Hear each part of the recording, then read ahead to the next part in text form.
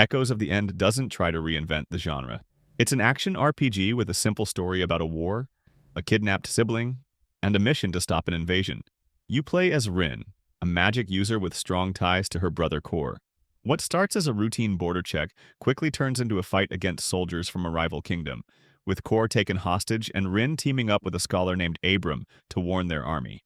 The game has its share of lore and world building, but it focuses more on character moments than sprawling complexity.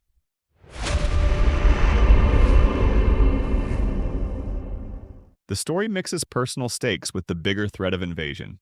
Rin's relationship with Kor is explored early, showing how family history and loss have shaped them.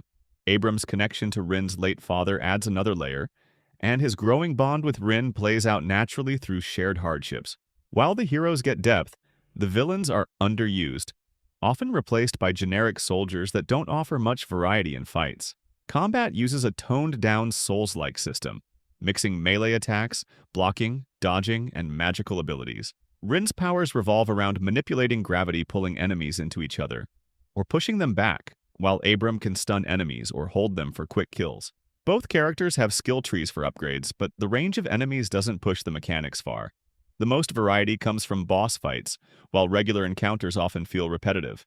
Outside of combat, the game breaks things up with environmental puzzles and light platforming. These sections make good use of Rin's abilities and give her and Abram time to talk, keeping the character focus intact. The level design feels like a throwback to older action games, with clear combat arenas and puzzle segments in between. The visuals are a strong point. The game shows off scenic mountain paths, war-torn villages, and eerie ruins with equal detail. Performance is smooth, and the soundtrack stays understated, stepping in only when the scene calls for it. Sound effects help give weight to combat, making hits feel satisfying.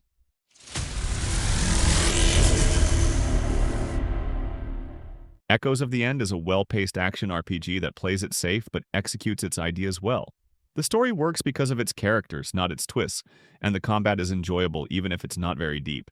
Puzzle and platforming sections keep things from getting stale, and the presentation is consistently strong.